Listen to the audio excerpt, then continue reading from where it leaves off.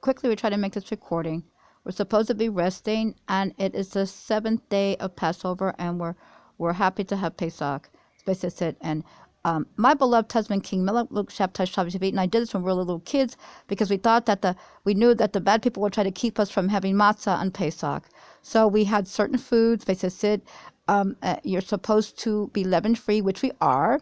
And we wanted to know, in case we couldn't, somebody tried to hurt us with keeping our matzah from us, that we would be able to have other things and be able to, with leaven-free, and be able to be all right, which we are. But I said, so there are other things you can eat if somebody hurt the matzah, so you couldn't, but you already knew that because we already prepared for that. So basically said, so like cauliflower, and the vegetables and things like that, are what we eat anyway. And just then, our people know how to make their own matzah, a lot of them, so they were helped with that. Basically said, so we will always have matzah. It's a holiday we have for all eternity. Basically said, so and it's good to be leaven-free, and it's awesome what God did for us. Basically, so we just want to let you that too. Now, we're making this recording. It's the 7th day and a solemn convocation that we're having. And so we're with you, speaking to you, because the things we have to speak to you about. Doda Ima Queen Margaret of Denmark also ate matzah at Passover, just like Doda Ima Bubby Queen Elizabeth. So we just want to let you that too. Now, my beloved husband, King SHABBAT SHALOM, I inherited the throne of Denmark, and it was the throne of Jewish kings and queens. It's an old house, and Hohenstein is the family name, and that's Jewish. Like Hohenstein, Milstein, same as Romanov family, Glucksberg, Sonderberg, Beck, and Rothschild. Milstein is a family member related to our Romanov family, as a Swedish family. Victoria actually married a Romanov whose name was Milstein. So our cousin Daniel. So that's it. And Pastor Charles and all those dirty things did something to them. They said so, and so something happened to them because they went around killing kings and queens. And Pastor Charles and his nasty anti-monarchy terrorists with them, including 17th of November, or November 17th is actually how they got caught. Because when you say things over here, it's 17th, or the number goes before the month, not afterwards. So we just let that too.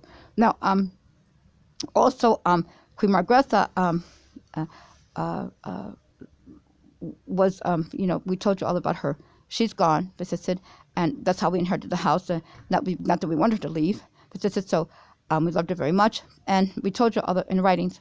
But we want to let you know about the House of Bourbon first. We inherited the House of Bourbon, which is France, and King Henry VIII, he was a Jew. All those whores came after him. We told you about that, and he kept Anne Boleyn because they hurt her too. Visited, and so that's how you see the part of her. We told you about that before, that he kept her because she was good. But now the other thing is the writer Hans Christian Andersen. He was a Jew, okay, and the king sent him to school. That's right. The king of Denmark sent him to school, and he wrote pamphlets and books to educate people and children because there was no television. He was a really good writer. So the Snow Queen is about puberty. Okay, that's what it's about, and how the woman is supposed to wait because her mate may go off and do things she's supposed to help her mate to keep him from going off astray, and they're supposed to be together. So that's what it's about.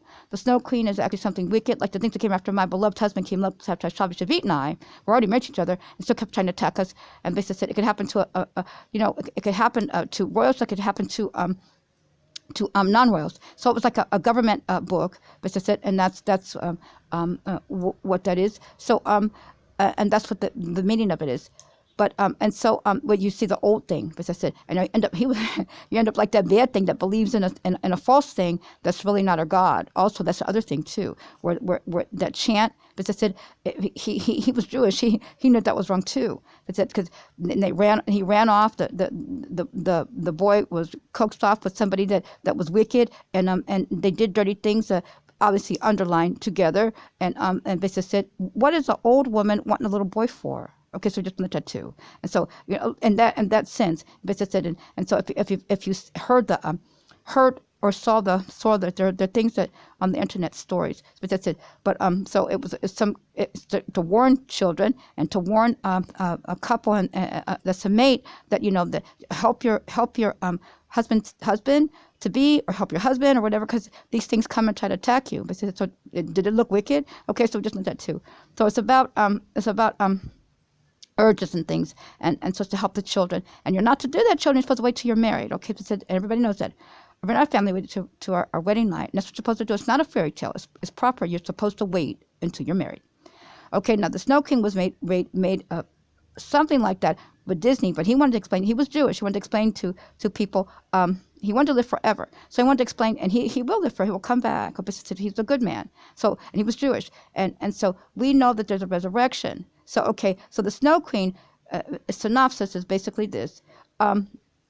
She had a gift from God, and kings and queens have things like that, and she was good, and so it said, and so she was hurt, and her sister was supposed to be with somebody else, as you can see if you look at a synopsis. We'll find later, but right now we rest, and for Shabbat and for Pesach, and so it said Pesach and Shabbat, and so her sister went off, and her sister didn't listen, and she was hurt, and she left. Her parents were gone, and she had a throne, and so when she left, everything she was supposed to be where she was on her throne, and everything was all wrong when she was coaxed away.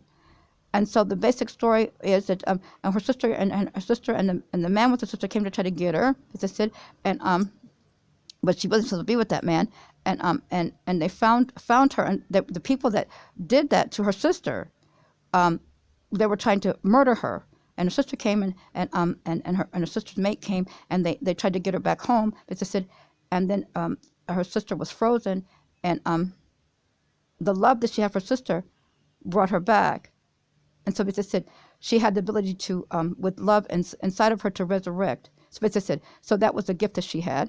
She would never hurt anybody, and the gift like that comes from God. And if you see inside the Snow Queen, the snowflakes are the Star of David. So you must notice that too. So it said, so Elijah raised the dead, and he never once did anything but serve our beloved God who's God alone, wholeheartedly. And his ability to resurrect came from God, and only God, because God is the only one who can resurrect. God in heaven above, nobody else. And if God gives you that ability to do it, then you've been greatly blessed. And it comes from God, not from you. So any gift that God gives to you is a great blessing, no matter what it is. So it's our God who's God alone to be worshipped for all eternity. And that's it. And Pesach is about that we want to be able to worship our God freely and wholeheartedly as we're supposed to. For we shall love our dear Lord God Hashem with all our heart, might, and soul, is how we love our God, who is God alone. Okay, so now try to most wonderful rest of Pesach, and try to be most careful, safe, and on alert. And it'll be Shabbat soon, and then we'll talk to you later after that. But we thought that maybe the rabbis let us speak to you about this because it's quite important, and it has to do with Passover, and means death passes over. It has to do with Pesach and Passover, and it has to do with being Jewish. But we're explaining to you. Also, the rabbis know that rabbis, you kind of supposed to rest too, right? But you know that you're supposed to rest too. But you know that you need to you want to speak to people and help them for Passover and Shabbat too, and our solemn convocations when we get together and rest and have our holidays. It's for all time. But you can rest too. You're supposed to rest, right? You're not just us. You too. All right, we're Jews. And we're very happy and pleased by our beloved God, and from our beloved God, who's God alone, and heaven above that we are. We'll talk to you as soon as we can. Chag Samaech. Shabbat Shalom.